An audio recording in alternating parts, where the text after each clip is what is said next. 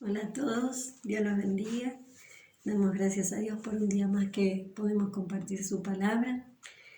Quería hablarles un poquito de cuando Jesús predicaba y hablaba y enseñaba a los que lo seguían, a los que estaban con él, aún a los mismos discípulos, cómo él revelaba, ¿no?, quién era, cómo él enseñaba acerca del Padre, cómo él hablaba siempre de vivir en el Espíritu, ¿no?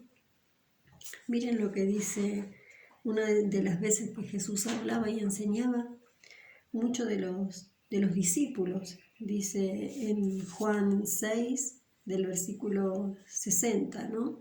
Dice, al oírlo, muchos de sus discípulos dijeron, dura es la palabra, ¿quién la puede oír? Y Jesús sabía que lo que ellos pensaban, ¿no?, que ellos murmuraban con respecto a lo que Jesús enseñaba, porque no todos estaban dispuestos a aceptar, no todos estaban dispuestos a recibir, no todos estaban dispuestos al cambio y a la transformación, ¿no?, que traía Jesús a cada una de las vidas. Miren, vamos a ir a Gálatas 5, donde dice en el versículo 16, nos habla de las obras de la carne y el fruto del Espíritu. Digo pues, andad en el Espíritu y no satisfagáis los deseos de la carne, porque el deseo de la carne es contra el Espíritu y el del Espíritu es contra la carne, y estos se oponen entre sí, para que no hagáis lo que quisierais. Pero si sois guiados por el Espíritu, no estáis bajo la ley. ¿Qué podemos decir de esto? Si andamos en el Espíritu, si buscamos lo que Dios, lo que Jesús quieren para nuestras vidas, vamos a buscar lo que Él desea que hagamos. Vamos a desear ser transformados, ser cambiados, ser renovados, hacer la voluntad de Dios. Pero si andamos en la carne, ¿qué vamos a querer? Las cosas del mundo, sin responsabilidad, sin compromiso, la alegría momentánea, no lo que transforme nuestras vidas.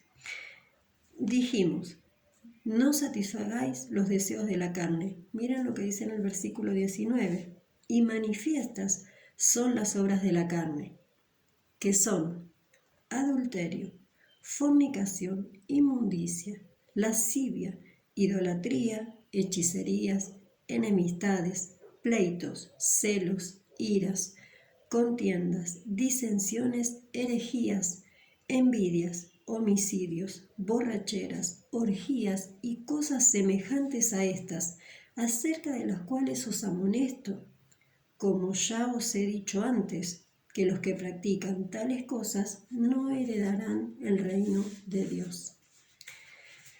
Estábamos diciendo que a Jesús los discípulos le decían, dura es la palabra, ¿quién la puede oír? ¿Qué le diríamos hoy a Jesús? También, como esos discípulos, dura es la palabra, ¿quién la puede oír? Esto es lo que Jesús pretendía, porque todas estas están muy clarito, no necesita mucha explicación. O andamos en la luz o andamos en las tinieblas. Esto, todo lo que hoy podemos leer, era lo que los discípulos le decían, es dura la palabra. ¿Quién puede cumplir con todo esto? Recordemos algo, sin santidad nadie va a ver a Dios. Entonces, si andamos en la carne, andamos en todas estas cosas. Si nosotros decimos que andamos en el Espíritu, miren lo que dice en el versículo 22. Mas el fruto del Espíritu es amor, gozo, paz, paciencia, benignidad, bondad, fe, mansedumbre, templanza. Contra tales cosas no hay ley.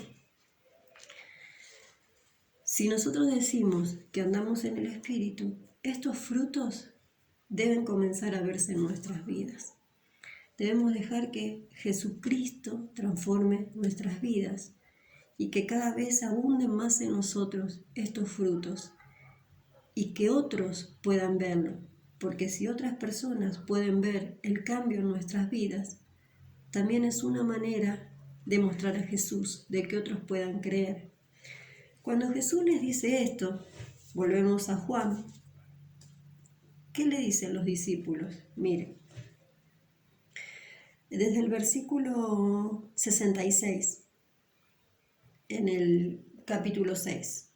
Dice, desde entonces muchos de sus discípulos volvieron atrás y ya no andaban con él. ¿Por qué? Porque las palabras le parecían duras.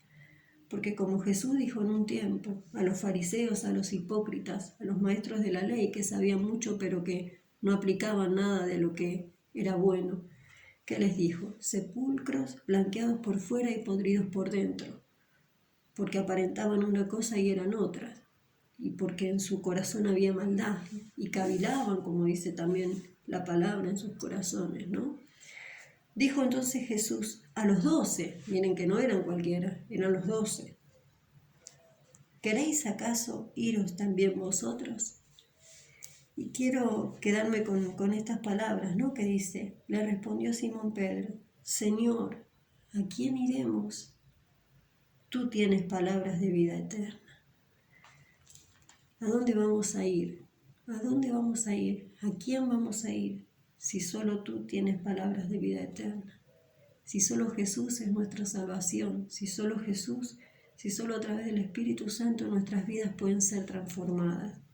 Si solo desechando todo esto de lo que hablábamos recién, toda obra de la carne, vamos a poder alcanzar la vida eterna y vamos a poder tener una vida plena, una vida donde vamos a poder caminar de la mano de Dios, donde Él va a guiarnos, donde Él va a levantarnos, donde en un tiempo capaz difícil, Él es nuestra ayuda, nuestro socorro, como dice la palabra. Alzaré los ojos a los montes, ¿de dónde vendrá mi socorro? No hay otra opción, no hay otro camino.